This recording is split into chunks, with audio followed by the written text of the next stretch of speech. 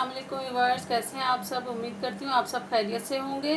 तो आज हम बना रहे हैं मटन पेशावरी कढ़ाई। आधा किलो मैंने ले लिया था गोश्त मटन, और इसे मैंने नमक और थोड़ा सा अदरक लहसुन 1 चम्मच डाल के मैंने इसको बॉईल कर लिया था। एक दरमियानी प्याज छोटी छोटी चॉप कर लेनी है आपने। 4 चम्मच दही के और 4 बड़े साइज़ के टमाटर मैंने, जो कि इसकी पेस्ट बना ली थी। 2 बड़े चम्मच अदरक लहसुन की पेस्ट और 4 से 5 अदद बड़ी हरी मिर्चें आपने कट कर लेनी है। और किसी भी ब्रांड का आप कढ़ाई मसाला ले लें पेशावरी। 4 चम्मच मैंने ये लिए हैं कढ़ाई मसाला। 1 टीस्पून मैंने कुटी हुई लाल मिर्च, 1 टीस्पून सफ़ेद ज़ीरा, 1 टीस्पून कुटा हुआ धनिया, 1 टीस्पून लिया है गरम मसाला, नमक हस्बे ज़ायका, और 1 बड़ा चम्मच लिया है अदरक कटा हुआ। चलें अब स्टार्ट करते हैं पकाना।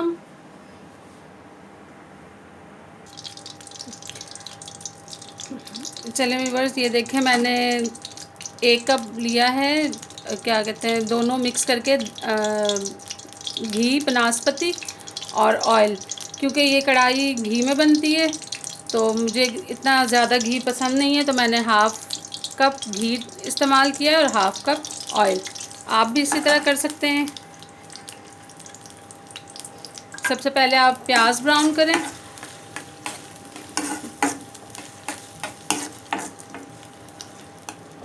प्याज ब्राउन करने के बाद हम लहसुन अदरक का पेस्ट शामिल करेंगे। ये देखें व्यूअर्स, ये लाइट ब्राउन हो चुकी है प्याज। अब हम इसमें शामिल करेंगे अदरक लहसुन का पेस्ट।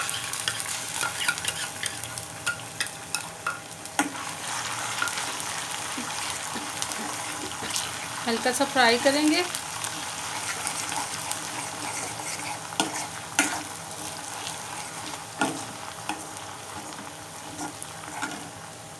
फिर इसमें हम शामिल कर देंगे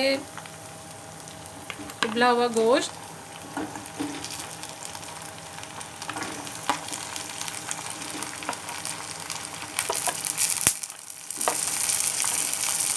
यखनी हम ज़ाया नहीं करेंगे, यखनी को भी हम इस्तेमाल करेंगे।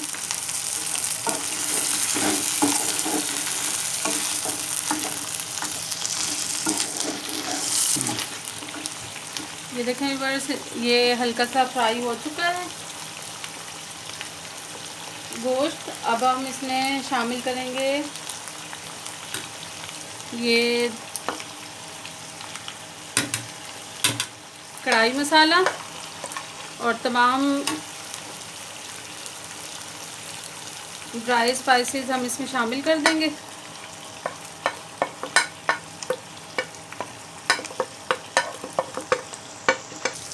चलें व्यूअर्स, अब ये दही भी हम शामिल कर देंगे। तमाम ड्राई इंग्रेडिएंट्स भी हमने इसमें शामिल कर दिए थे, और थोड़ी सी अदरक, थोड़ी सी हरी मिर्चें, और ये जो बची हुई यखनी थी, थोड़ी सी यखनी हम शामिल करेंगे।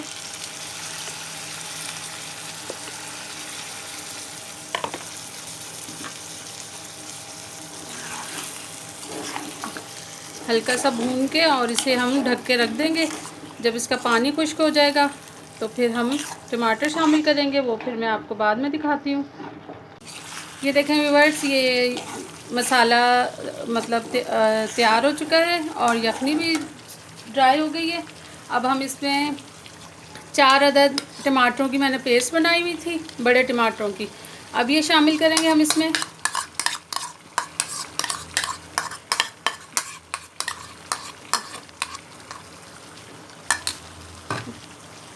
इसे हल्का सा भूनेंगे और इसको ढक के रख देंगे। जब मसाला घी छोड़ दे तो फिर हम डिश आउट करके दिखाएंगे आपको। ये देखें व्यूअर्स, कढ़ाई बन के रेडी हो चुकी है, घी अलग हो गया है। अब हम इसे गार्निश करते हैं।